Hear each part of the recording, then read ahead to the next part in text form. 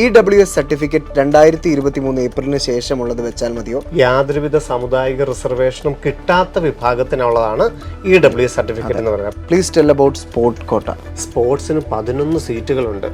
അത് ടീം ഇനത്തിലുമുണ്ട്, ഇൻഡിവിജ്വൽ ഇനത്തിലുമുണ്ട്. Palakkad government medical college MBBS അഡ്മിഷനിൽ SCക്ക് സ്പെഷ്യൽ റിസർവേഷൻ ഉണ്ടോ?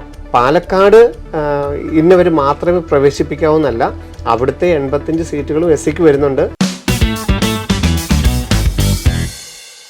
ശിവൻ സാറിനൊപ്പം എന്ന പ്രോഗ്രാം 10,000-കണക്കിലധികം മാതാപിതാക്കളും വിദ്യാർത്ഥികളുമാണ് ഇതിനോടകം ഏറ്റെടുത്തിരിക്കുന്നത്.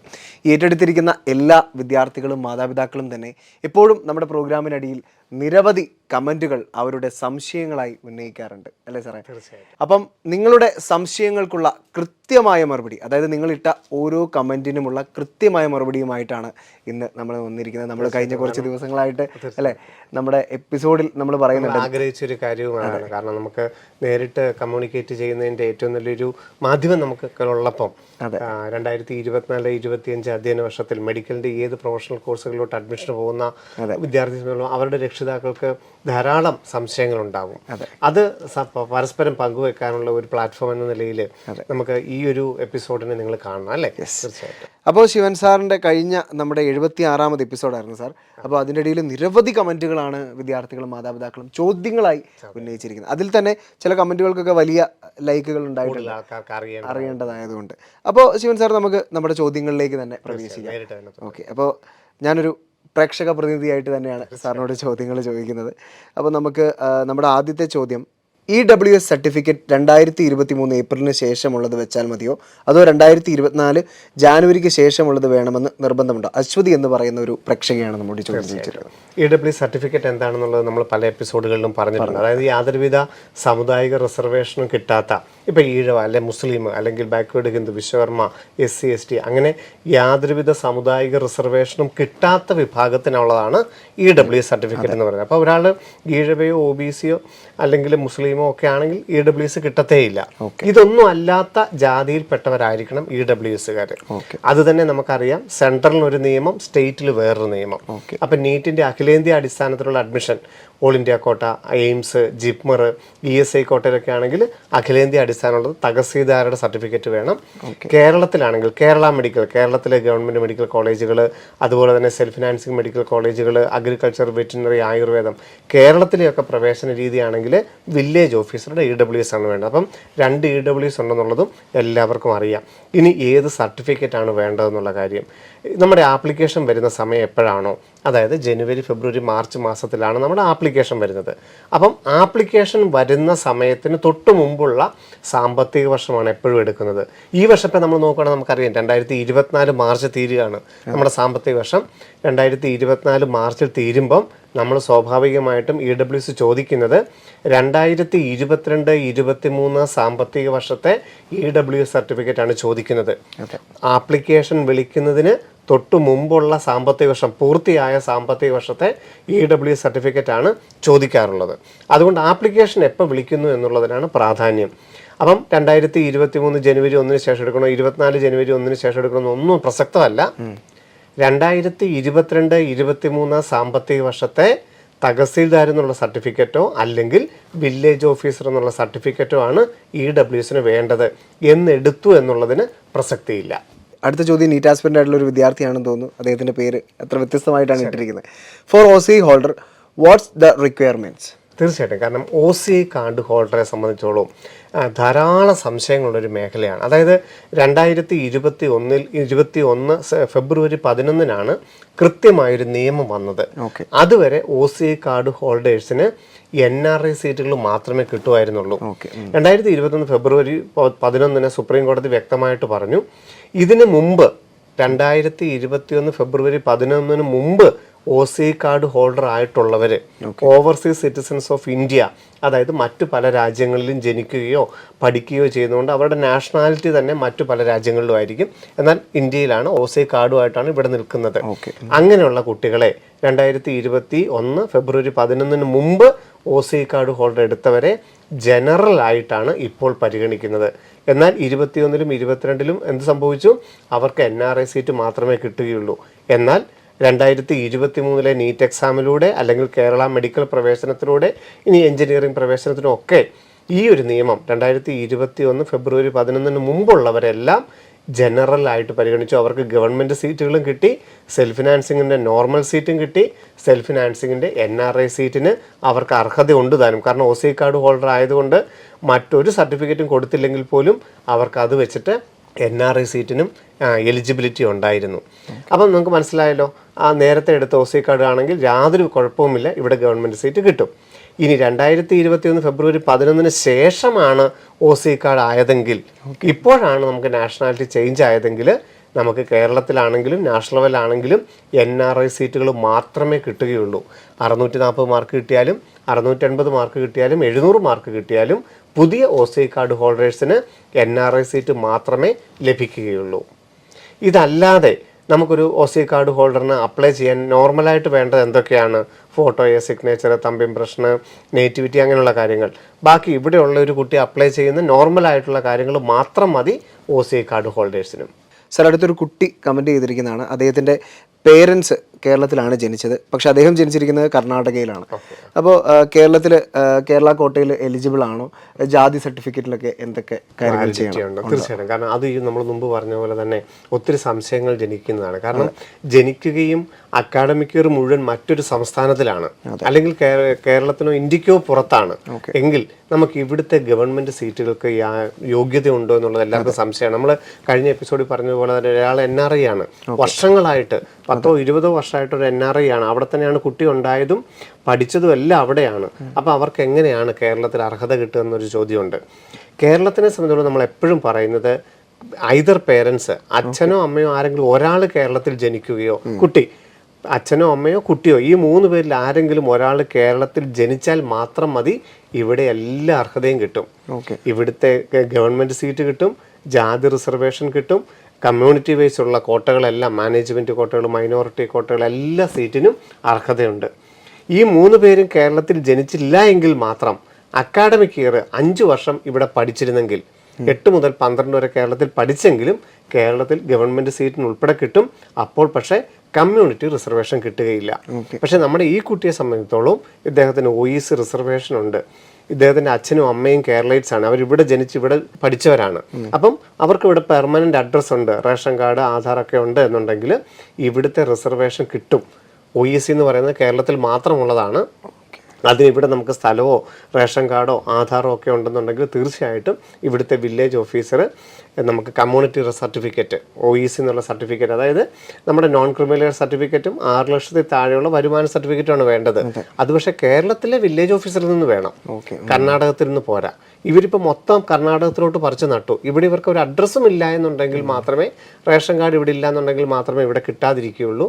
അതല്ല, പെർമനൻ്റ് അഡ്രസ്സ് കേരളമാണ്, അവർക്കിവിടെ റേഷൻ കാർഡും ആധാറും ഒക്കെ ഉണ്ടെന്നുണ്ടെങ്കിൽ കേരളത്തിലെ വില്ലേജ് ഓഫീസർ എന്നൊരു നോൺ ക്രിമിനൽ സർട്ടിഫിക്കറ്റും 6 ലക്ഷത്തിൽ താഴെയുള്ള വരുമാന സർട്ടിഫിക്കറ്റും കിട്ടുകയാണെങ്കിൽ OEC റിസർവേഷനും കിട്ടും. ഇനി അത് കമ്മ്യൂണിറ്റി റിസർവേഷൻ മാത്രമാണ് അഡ്രസ്സും റേഷൻ കാർഡും ഒക്കെ. ഇതൊന്നും ഇല്ലാന്ന് വിചാരിക്കും, ഇവരങ്ങോട്ട് മാറ്റപ്പെട്ടു. അങ്ങനെയാണെങ്കിലും അച്ഛൻ്റെയോ അമ്മയുടെയോ ജന്മസ്ഥലം കാണിക്കുന്ന രേഖ വെച്ച് കേരളൈറ്റ് എന്നുള്ളത് വെച്ച് കേരളത്തിലെ ഗവൺമെൻറ് സീറ്റുകൾക്ക് ജനറലായിട്ട് അർഹതയുണ്ട് താനും. അപ്പോൾ ഇദ്ദേഹത്തിന് നോൺ ക്രിമിനൽ കേരളത്തിൽ നിന്ന് കിട്ടുമെന്നുള്ളത് മാത്രം നോക്കിയാൽ മതി, ബാക്കി എല്ലാ അർഹതയും ഉണ്ട്. അത് വിദേശത്താണെങ്കിലും ഓർക്കുക, അച്ഛനോ അമ്മയോ കുട്ടിയോ കേരളത്തിൽ ജനിക്കുക എന്നുള്ളത് മാത്രമാണ് ഇവിടുത്തെ ഒരു നിയമം. കുട്ടി എവിടെ ജനിച്ചു, കുട്ടി +1 +2 എവിടെ പഠിച്ചു, 12 വർഷം വരെ എവിടെ പഠിച്ചു എന്നുള്ളതിനൊന്നും യാതൊരു പ്രസക്തിയുമില്ല. Either parents or student born in Kerala. Sir, അതുപോലെ അയാന തോമസ് എന്ന് പറയുന്നൊരു വിദ്യാർത്ഥി ഒരു ചോദ്യം ചോദിച്ചിട്ടുണ്ട്. Please tell about sports quota. ശരി, തീർച്ചയായിട്ടും. കാരണം സ്പോർട്സ് കോട്ടയിൽ ധാരാളം കുട്ടികൾ പ്രവേശനം നേടുന്നതായിട്ട് എല്ലാവർക്കും അറിയാം. നീറ്റാണ് നമ്മൾ പരീക്ഷ എഴുതേണ്ടതെന്നും അറിയാം. അപ്പോൾ ഇതെങ്ങനെയാണ് നമുക്ക് ഈ പ്രവേശനം നേടുന്നതെന്നുള്ളത് കുട്ടികളെല്ലാം ചോദിക്കുന്നുണ്ട്. ആദ്യമായിട്ട് മനസ്സിലാക്കേണ്ടത്, കേരള മെഡിക്കൽ, കേരളത്തിലെ ഗവൺമെൻറ് കോളേജുകളിലാണ് സ്പോർട്സ് കോട്ട റിസർവേഷൻ ഉള്ളതെന്ന് മനസ്സിലാക്കുക. അപ്പോൾ നമ്മൾ നീറ്റിന് അപ്ലൈ ചെയ്യുമ്പോൾ സ്പോർട്സ് എന്നൊരു ചോദ്യം ഉണ്ടോ? ഇല്ല. നമ്മൾ നീറ്റിന് അപ്ലൈ ചെയ്യുന്നത് മാത്രമേ ഉള്ളൂ. കേരള മെഡിക്കലിന് അപ്ലൈ ചെയ്യുമ്പോഴാണ് നമുക്ക് സ്പെഷ്യൽ റിസർവേഷൻ ഉള്ള കാറ്റഗറി. ആദ്യം നമുക്ക് കമ്മ്യൂണിറ്റി റിസർവേഷൻ ഉണ്ട്, അതിനും കൊടുക്കാം. അതുകൂടാതെ സ്പെഷ്യൽ റിസർവേഷൻ എന്ന് ചോദിക്കുന്നിടത്താണ് നമ്മൾ സ്പോർട്സ് എന്ന് മാർക്ക് ചെയ്യേണ്ടത്. അവിടെ നമ്മൾ പിന്നെ പ്രത്യേകിച്ച് എന്ത് ഇന്നമാണ് എന്നുള്ളതൊന്നും ആ ആപ്ലിക്കേഷനിൽ കൊടുക്കാനില്ല. സ്പെഷ്യൽ റിസർവേഷൻ സ്പോർട്സ് എന്ന് കേരള എൻട്രൻസ് കമ്മീഷന്റെ വെബ്സൈറ്റിൽ നമ്മൾ അപ്ലൈ ചെയ്യുമ്പോൾ വെക്കുന്നു, മാർച്ച് മാസത്തിൽ വെക്കുന്നു. എന്നിട്ട് കേരളത്തിൽ നിന്ന് കിട്ടുന്ന ആപ്ലിക്കേഷൻ ഫോം, അപ്പോൾ ആ ആപ്ലിക്കേഷൻ കംപ്ലീറ്റ് ചെയ്യുമ്പോൾ നമുക്കൊരു ആപ്ലിക്കേഷൻ ഒരു കൺഫർമേഷൻ പേജ് കിട്ടും. ആ പേജും 11-12 കാലയളവിൽ അധ്യയന വർഷത്തിൽ 11ാം ക്ലാസ്സിലും 12ാം ക്ലാസ്സിലും പഠിച്ചപ്പം ഏതൊക്കെ ഇവന്റിൽ പങ്കെടുത്തുവോ, സ്റ്റേറ്റ് ലെവലിൽ പങ്കെടുത്തിട്ടുണ്ടാകാം, വിന്നർ ആയിരിക്കാം, നാഷണൽ ലെവലിൽ പങ്കെടുത്തിട്ടുണ്ടായിരിക്കാം, വിന്നർ ആയിരിക്കാം, ഇന്റർനാഷണൽ ലെവലിൽ ഉണ്ടായിരിക്കാം, ഇങ്ങനെ ഏതിലൊക്കെ ഉണ്ടെങ്കിലും അതിൻ്റെ എല്ലാത്തിൻ്റെയും കോപ്പി, ഇതുമായിട്ട് ബന്ധപ്പെട്ടതിൻ്റെ ഒരു ഡീറ്റെയിൽ ലിസ്റ്റ് കേരള എൻട്രൻസിൻ്റെ പ്രോസ്പെക്ടസിലുണ്ട്. ആ വിഭാഗത്തിൽ എവിടെയെങ്കിലും 11-12 കാലയളവിൽ പഠിച്ചിട്ടുണ്ടെങ്കിൽ ആ സർട്ടിഫിക്കറ്റുകളുടെ കോപ്പിയും കേരളത്തിന് അപ്ലൈ ചെയ്തതിൻ്റെ കൺഫർമേഷൻ പേജും കൂടി ആ ആപ്ലിക്കേഷൻ തീരുന്നതിന് മുമ്പ് തന്നെ കേരള സ്പോർട്സ് കൗൺസിലിന് അയച്ചു കൊടുക്കണം. അങ്ങനെ നീറ്റിന് കിട്ടിയ മാർക്കും ഇദ്ദേഹത്തിന് കിട്ടിയ ഈ സ്പോർട്സിൻ്റെ സർട്ടിഫിക്കറ്റിൻ്റെ മാർക്കും കൂടെ കൂട്ടിയിട്ടാണ്, ബെഞ്ച് മാർക്കും കൂടെ കൂട്ടിയിട്ടാണ് സ്പോർട്സിന് 11 സീറ്റുകളുണ്ട്. അത് ടീം ഇനത്തിലുമുണ്ട്, ഇൻഡിവിജ്വൽ ഇനത്തിലുമുണ്ട്. രണ്ടിനും കൂടെ 11 സീറ്റുകളുണ്ട്. കേരളത്തിലെ എല്ലാ ഗവൺമെൻറ് മെഡിക്കൽ കോളേജിലും, പാലക്കാട് ഒഴികെയുള്ള എല്ലാ ഗവൺമെൻറ് മെഡിക്കൽ കോളേജിലും ഓരോ സീറ്റാണുള്ളത്. അത് നമുക്ക് റാങ്കിൻ്റെ അടിസ്ഥാനത്തിൽ ഓപ്ഷൻ കൊടുത്തിട്ടാണ് കിട്ടുന്നത്. നമ്മൾ ആദ്യം ചെയ്യേണ്ടത് നീറ്റിന് അപ്ലൈ ചെയ്യുന്നു, ഒന്നും വെക്കണ്ട. കേരള മെഡിക്കലിന് അപ്ലൈ ചെയ്യുമ്പോൾ സ്പോർട്സ് എന്ന് വെക്കുന്നു. അതിൻ്റെ ആപ്ലിക്കേഷൻ ഫോമും സർട്ടിഫിക്കറ്റിൻ്റെ കോപ്പിയും കൂടി കൂട്ടി സ്പോർട്സ് കൗൺസിലിന് അയച്ചു കൊടുക്കുന്നു. അവർ ഈ സ്പോർട്സിൻ്റെ മാർക്കും കൂടി ഇട്ടിട്ട് അത് കേരള എൻട്രൻസ് കമ്മീഷർക്ക് കൊടുക്കുന്നു. സ്പോർട്സിൻ്റെ മാത്രമായിട്ടൊരു റാങ്ക് ലിസ്റ്റ് വരും. കേരള മെഡിക്കൽ റാങ്ക് ലിസ്റ്റ് വരുന്ന കൂട്ടത്തിൽ സ്പോർട്സിൻ്റെ തന്നെയായിട്ട് റാങ്ക് വരും. അതിനകത്തെ ആദ്യത്തെ 11 പേർക്കായിരിക്കും 11 കോളേജുകൾ അവർ ഓപ്ഷൻ കൊടുക്കുന്ന മുറയ്ക്ക്, ചിലർക്ക് കോഴിക്കോടായിരിക്കും താല്പര്യം, ചിലർക്ക് തിരുവനന്തപുരമായിരിക്കും, ചിലർക്ക് ആലപ്പുഴയായിരിക്കും, തൃശ്ശൂരായിരിക്കും. അവർ കൊടുക്കുന്ന ഓപ്ഷൻ അനുസരിച്ച് 11 സീറ്റുകൾ അലോട്ട് ചെയ്യും. ഇതുപോലെ തന്നെയാണ് ആർമിക്കാർക്കും. ഇപ്പം എക്സ് സർവീസ്മാൻ അല്ലെ ആർമി, ഇവർ ചോദിക്കും ഞങ്ങൾക്ക് എങ്ങനെയാണ് ഈ സീറ്റ് കിട്ടുന്നത്, ആർമി കോട്ട എങ്ങനെ കിട്ടുമെന്ന് ചോദിക്കും. അവരോടും ഇത് തന്നെയാണ് ഉത്തരം. അവർ ഈ രീതിയിലല്ല എന്ന് മാത്രമേ ഉള്ളൂ അപേക്ഷിക്കേണ്ടത്. നീറ്റിന് അപ്ലൈ ചെയ്യുമ്പം ആർമി എന്നൊരു ചോദ്യമേ ഇല്ല.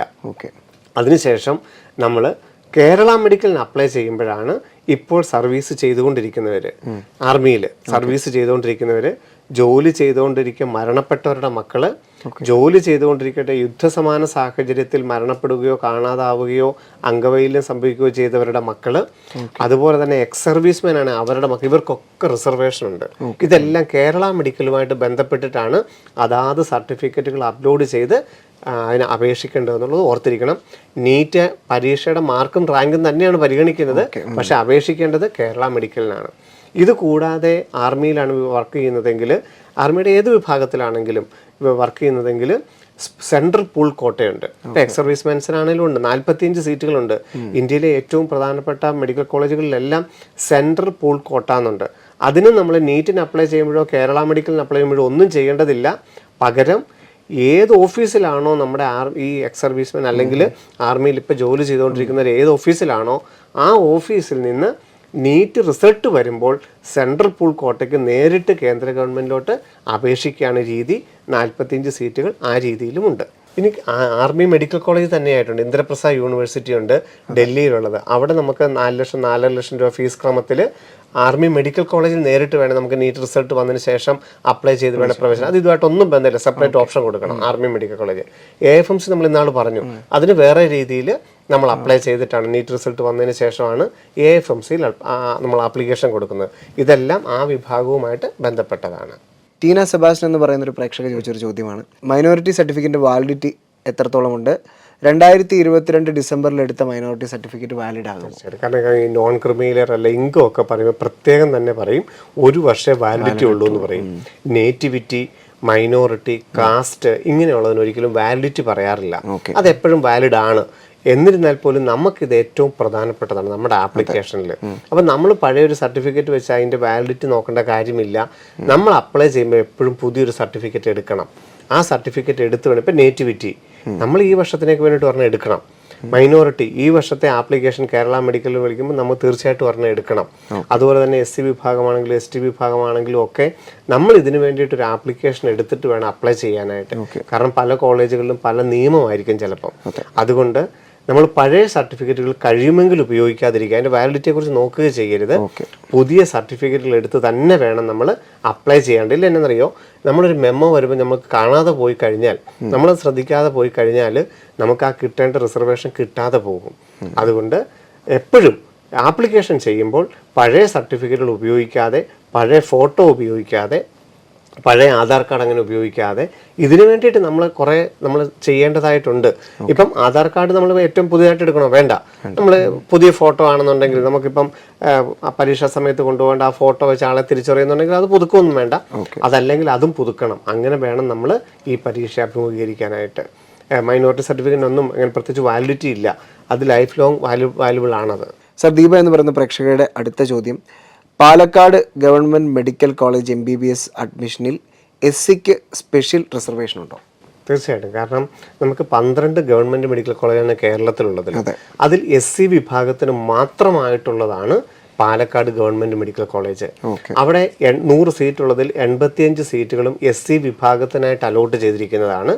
15 സീറ്റുകൾ ഓൾ ഇന്ത്യ കോട്ടയിൽ നിന്ന് എല്ലാവർക്കും കിട്ടും. അവിടെ ജനറലിനും OBCക്കും EWSനും SCക്കും STക്കും സീറ്റുണ്ട്. PWD വിഭാഗത്തിനും ഉണ്ട്. ബാക്കിയുള്ള കേരള ഗവൺമെന്റിൽ നിന്ന് വരുന്ന 85 സീറ്റുകളും SC വിഭാഗത്തിന് മാത്രമായിട്ട് റിസർവ് ചെയ്തിരിക്കുന്നതാണ്. അപ്പം ഓർക്ക് SC വിഭാഗത്തിന് 1 രൂപ പോലും ട്യൂഷൻ ഫീസ് കൊടുക്കേണ്ടതില്ല. കേരള മെഡിക്കൽ വഴി SC ST വിഭാഗത്തിന് 1 രൂപ പോലും ട്യൂഷൻ ഫീസ് കൊടുക്കാതെ ഏറ്റവും ചെലവ് കുറഞ്ഞ് പഠിക്കാൻ പറ്റുന്ന മെഡിക്കൽ കോളേജാണ് പാലക്കാട് ഗവൺമെന്റ് മെഡിക്കൽ കോളേജ്. ഏറ്റവും നല്ല രീതിയിൽ നമ്മുടെ കുട്ടികൾ, നമ്മുടെ ഇപ്പോൾ ഗോപിയൊക്കെ പഠിക്കുന്ന പാലക്കാട് ഗവൺമെന്റ് മെഡിക്കൽ കോളേജ് നമ്മൾ തന്നെ പോയതാണ് കഴിഞ്ഞ വർഷം. അപ്പം ഏറ്റവും നല്ല രീതിയിൽ നടക്കുന്ന ഒരു ഗവൺമെന്റ് മെഡിക്കൽ കോളേജാണ് പാലക്കാട്.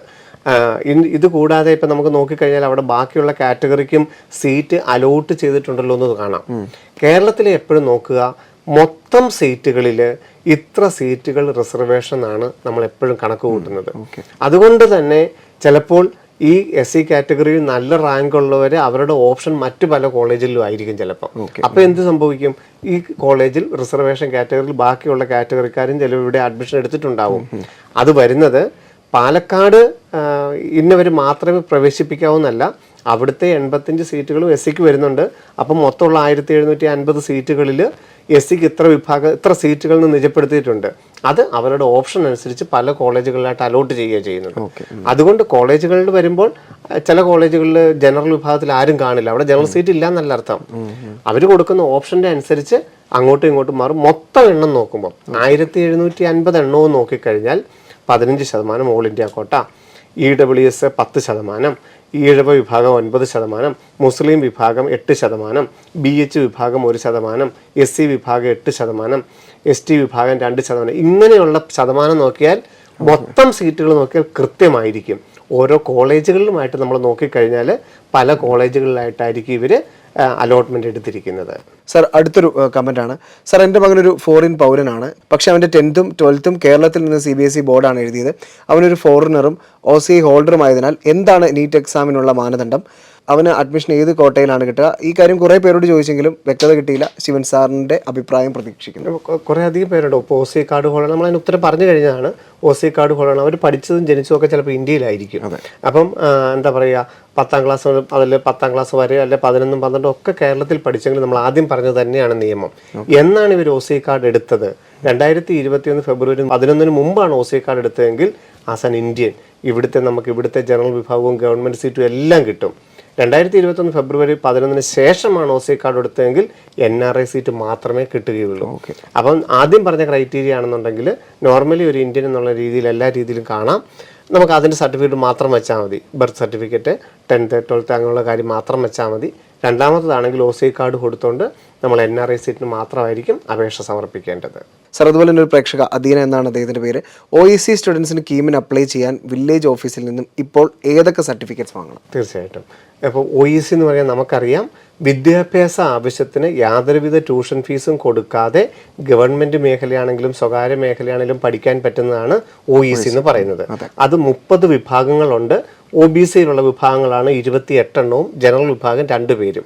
അപ്പം നമുക്ക് OBC വിഭാഗത്തിലുള്ള ഒരാളാണെന്നുണ്ടെങ്കിൽ വില്ലേജ് ഓഫീസിൽ നിന്നുള്ള നോൺ ക്രിമിലെയറും 6 ലക്ഷത്തിൽ താഴെയുള്ള ഇൻകം സർട്ടിഫിക്കറ്റുമാണ് വില്ലേജ് ഓഫീസിൽ നിന്ന് വേണ്ടത്. ജനറൽ വിഭാഗത്തിലുള്ള ഒരാളാണ് OEC കാറ്റഗറി എങ്കിൽ കാസ്റ്റ് സർട്ടിഫിക്കറ്റും 6 ലക്ഷത്തിൽ താഴെയുള്ള ഇൻകം സർട്ടിഫിക്കറ്റുമാണ് ഹാജരാക്കേണ്ടത്. അപ്പോൾ ഇത് കേരള മെഡിക്കലിന് അപ്ലൈ ചെയ്യുമ്പോഴാണ് വേണ്ടത് താനും. അപ്പോൾ നമ്മുടെ പ്രേക്ഷകർ ഇതുവരെ കേട്ടത് 76ാമത് ശിവൻ സാറിനൊപ്പം എന്ന പ്രോഗ്രാമിൻ്റെ അടിയിൽ നിങ്ങൾ ഓരോരുത്തരും, നമ്മുടെ പ്രേക്ഷകർ ഓരോരുത്തരും അവരുടെ ഉന്നയിച്ച സംശയങ്ങൾ കമൻറ്റുകളായി നമ്മുടെ എപ്പിസോഡിൽ എത്തുകയും അതിനുള്ള മറുപടിയുമായിട്ടാണ് ഇന്നത്തെ പ്രോഗ്രാം നമ്മൾ സ്റ്റാർട്ട് ചെയ്തത്. ഈ ഒരു പ്രോഗ്രാം ഇനി വരുന്ന ആഴ്ച മുതൽ എല്ലാ വ്യാഴാഴ്ചകളിലും ഉണ്ടാകും. വ്യക്തമാക്കി പറഞ്ഞു കഴിഞ്ഞാൽ ഞായറാഴ്ച ശിവൻ സാറിനൊപ്പം കൃത്യം 8 മണിക്ക് ഓൺ എയറിൽ എത്തുന്നു. അത് കഴിഞ്ഞ് വരുന്ന വ്യാഴാഴ്ചകളിൽ അതിൽ ചോദിച്ചിരിക്കുന്ന കമൻറ്റുകൾക്കുള്ള കൃത്യമായ മറുപടിയുമായി വ്യാഴാഴ്ച നിങ്ങളുടെ മുന്നിലേക്ക് ഈ പുതിയ പ്രോഗ്രാം എത്തുന്നതാണ്. അപ്പോൾ നിങ്ങളുടെ സംശയങ്ങളെല്ലാം ഈ വരുന്ന ഞായറാഴ്ചത്തെ ശിവൻ സാറിനൊപ്പം എന്ന പ്രോഗ്രാമിൻ്റെ അടിയിൽ കമൻറ്റ് ചെയ്യുക. അപ്പോൾ കൂടുതൽ ആളുകൾക്ക് സംശയമുള്ള കമൻറ്റിന് നിങ്ങൾ ലൈക്ക് രേഖപ്പെടുത്തുക. അപ്പോൾ ഏറ്റവും മുൻപന്തിയിൽ നിൽക്കുന്ന കമൻറ്റുകളെ പരിഗണിക്കുകയും അതിനുള്ള വ്യക്തമായ മറുപടി, ഒരേ സംശയങ്ങളായിരിക്കും ഒത്തിരി പേർക്കുണ്ടെങ്കിൽ എല്ലാവരും ചോദിക്കണം എന്നുള്ളതല്ല, ആ ചോദ്യം അവിടെ ഉണ്ടെന്നുണ്ടെങ്കിൽ ലൈക്ക് ചെയ്യുക. അതെ, അപ്പോൾ അതിന് വ്യക്തമായ മറുപടിയുമായിട്ട് ശിവൻ സാർ എത്തുന്നതായിരിക്കും. പ്രേക്ഷകരിലേക്ക് ഇറങ്ങിയുള്ള ഒരു പ്രോഗ്രാമാണ് ശിവൻ സാറിനൊപ്പം എന്ന് പറയുന്നത് ഒരിക്കൽ കൂടി ഓർമ്മിപ്പിക്കട്ടെ. കാരണം നിങ്ങളുടെ സംശയങ്ങൾ ദൂരീകരിച്ചുകൊണ്ട് മുന്നോട്ട് പോകുന്നതിലാണ് ശിവൻ സാറും ഇത് എൻറ്റയർ ബ്രില്യൻറ്റ് ടീമും അവരുടെ ആത്മനിർവൃതി, സന്തോഷം എന്നൊക്കെ പറയുന്നത്. അപ്പോൾ ഇത്രയും നേരം ഞങ്ങളെ കണ്ടുകൊണ്ടിരുന്ന എല്ലാ പ്രേക്ഷകർക്കും നന്ദി, നമസ്കാരം. എൻട്രൻസ് സംബന്ധമായ വാർത്തകളും അപ്ഡേഷനുകളും ഏറ്റവും വേഗം ആധികാരികമായി അറിയാൻ ബ്രില്യൻറ്റ് സ്റ്റഡി സെന്റർ പാല യൂട്യൂബ് ചാനൽ സബ്സ്ക്രൈബ് ചെയ്യുക. ബെൽ ഐക്കൺ അമർത്തുക. ഈ വീഡിയോ മറ്റ് സുഹൃത്തുക്കളിലേക്കും ഷെയർ ചെയ്ത് നൽകുക.